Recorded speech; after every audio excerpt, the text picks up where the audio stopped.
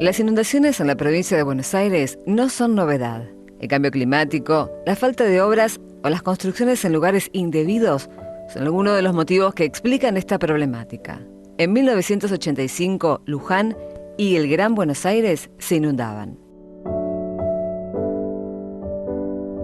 Y en estos momentos estamos mostrando aquí en la zona de Merlo lo que han hecho estas fuertes precipitaciones pluviales.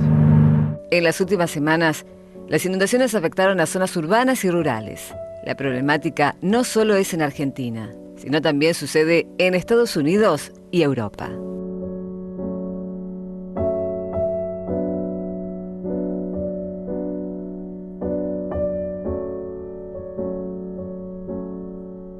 Buenos días, Buenos Aires. Recibe al doctor Mario Hernández y le pregunta: ¿es el cambio climático el principal responsable de las inundaciones? Bueno, ahí está la pregunta en el informe y lo recibimos. Mario, ¿qué tal? ¿Cómo le va? Hola, buenos días. Buen día. ¿Qué respuestas tenemos a eso? ¿Es lo principal el cambio climático? Es uno de los factores, sí. Es muy importante, pero es uno de ellos. Realmente tuvimos inundaciones históricas en la provincia de Buenos Aires cuando nadie hablaba de cambios climáticos, realmente. Sí. Hace poco se han cumplido 130 años de la obra del sabio Florentino Ameghino, sí, de raíz del cambre platense, por supuesto, que bueno, ya predisponía sobre todo ese tipo de cosas. Se avisaba a la población, o a la comunidad, por decirlo así, de que hay eventos recurrentes de que sequías e inundaciones que uno y otro son perjudiciales y qué cosas habría que hacer en general y qué cosas no hacer. Ahora, una pregunta general. ¿Qué es el cambio climático, digamos? ¿Y cuánto dura? ¿Y desde cuándo está cambiando el clima? Bueno, nosotros desde que conocemos tema de inundaciones, desde que empezamos a trabajar en esto y demás, se habla de cambio climático hace algunos años. ¿Cuándo comienza esto? Si hay alguna fecha en donde termina este cambio climático y en qué consiste, además. No, realmente no sabemos cuándo comienza ni cuándo termina. Tal es así que los comienzos para muchos, yo soy de profesión geólogo original, se originó antes del hombre, por supuesto. Hubo cambio, hubo glaciaciones aquí, tenemos hielo donde no lo hubo, tenemos esplendorosas selvas en la Patagonia, donde hoy día hay petróleo justamente a raíz de la vegetación. O sea que la gran pregunta es el origen de los cambios climáticos. ¿Tiene el hombre, hasta qué punto la participación del hombre, que sí la tiene, es decisiva? El hecho de los gases invernadero, de la capa de ozono, etcétera, etcétera, todos los cambios que son innegables y existen. ¿Son originados por el hombre o son originados por la naturaleza? ¿Y cómo separar los porcentajes? Así como el origen no es detectable hoy día, tampoco el futuro. Porque en la medida que todo va es muy veloz, todo casi vertiginoso. Toda la tecnología, todos los cambios de comportamiento, de conducta son muy rápidos hoy día. Hoy día tiene una cultura, digamos, en los 20 años tecnológica que no había. Y eso produce efectos y fenómenos que tampoco había. Entonces, ¿qué produce, por ejemplo, eso?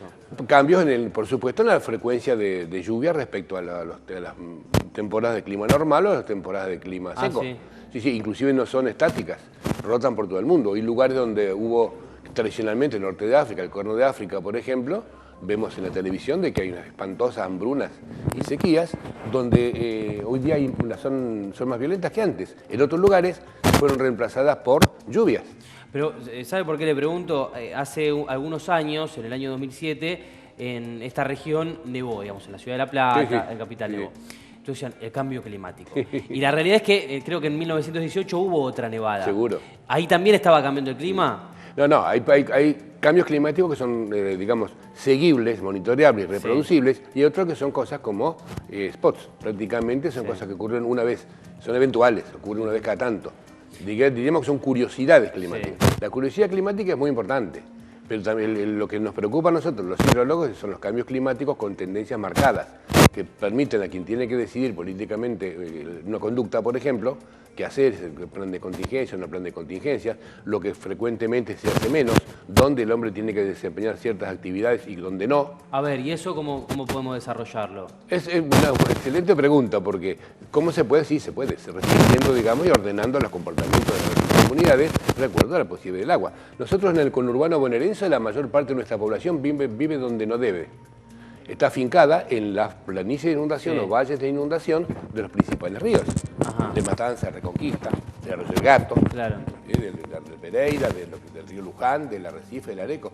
Esos lugares son reservados por la naturaleza para el río. es su lugar, no el lugar del hombre.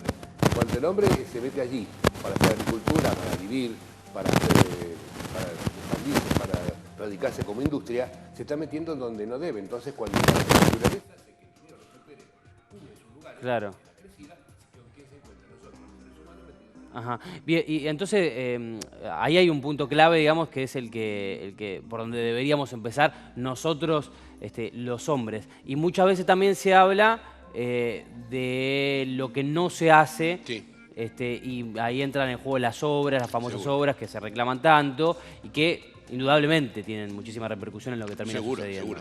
Lo que pasa es que hay cosas que tienen cierta espectacularidad, que es más visible.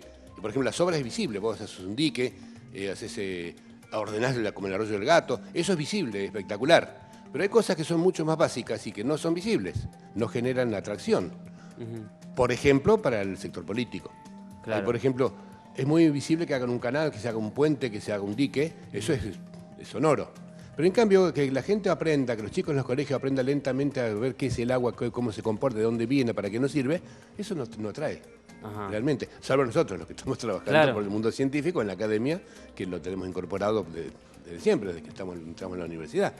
Pero eso es un problemita. Inclusive, muchas veces la gente se queja también, quien no conoce, por la falta de legislación. Sí, hay déficit, pero hay mucho que ya está escrito. Lo que pasa es que hay un problemita, hacerlo cumplir. Claro. Por ejemplo, decíamos recién del ocupamiento de lugares indebidos por parte del hombre. ¿Para qué? Uno y dice, y ahí saltan todas las cosas que aparecen cada tanto. Por la erradicación de los country, por la erradicación de los barrios cerrados. Pero así como hay country y barrios cerrados en la planicie de inundación, también hay viviendas espontáneas, hay erradicación espontánea, hay clandestinidad, hay ocupación, y muchas veces fomentada por sectores que tienen interés especial en generar adeptos de una cierta comunidad y los pone ahí. Entonces, tanto el Estado peca por falta de acción, como peca prácticamente también por a veces de exceso de acción en cosas que no debe. Hasta ahí tenemos lo que pueden hacer desde el Poder Ejecutivo, desde el Poder Legislativo, lo que se debe hacer cumplir y lo que no se cumple. Ahora, nosotros, los ciudadanos, ¿podemos ayudar en algo a esto? Digamos, hay calles que se inundan por culpa nuestra, por ejemplo. Sí, lo que pasa es que el tamaño de la responsabilidad es diferente. Bueno, muchísimo menor, digamos. Los casos que están al alcance del ciudadano común, sí, muchos. Inclusive de esos tenemos un problema fundamental, eso solo las basuras, los residuos, el tránsito. Hay un montón de comportamientos, pero obviamente alguien tiene que ordenar un poco y guiar los comportamientos. Esa es la conducción política de una comunidad. Quien debe ordenar y quien debe hacer las cosas de tal manera que los habitantes se sientan lo mejor, más protegidos y que no digo que a salvo, pero bastante resguardados de problemas. Eso tenemos un déficit importante y el pilar fundamental es la educación. Exactamente. Eso evidentemente parece remanido, porque todos lo decimos. No, pero es tal cual, es así. Es así. Ahora, Mario, la última. ¿Son optimistas, digo, los especialistas o no en cuanto a esto? ¿Ustedes creen sinceramente que esto se puede solucionar o que se va a solucionar o imaginan que va a seguir sucediendo porque hay falta de decisión, hay falta de educación, falta de concientización? No, te digo, eso suena con todo respeto a una adivinanza, porque todo depende de cómo se comporte la conducción de las cosas, ¿no? Realmente nosotros, yo especialmente, somos optimistas por naturaleza, los naturalistas. O sea que es parte de nosotros.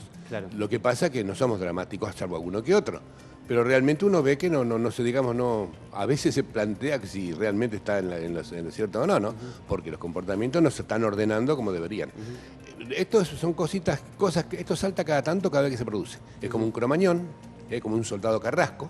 Claro. A lo que pasa, y ahí dice, bueno, se acaba el servicio militar porque mataron al soldado Carrasco. Vamos a ordenar toda la seguridad en los boliches porque pasó cromañón. Un tiempo y después vuelve a hacer lo mismo. Y bueno, hasta la próxima inundación, como decimos nosotros. Mario, muy amable. Bueno, me voy antes que se largue a llover. ¿Va a llover hoy? No. No. Por favor, que había gente que ya tiene muchos planes. Gracias, Mario. Bueno, muy bien.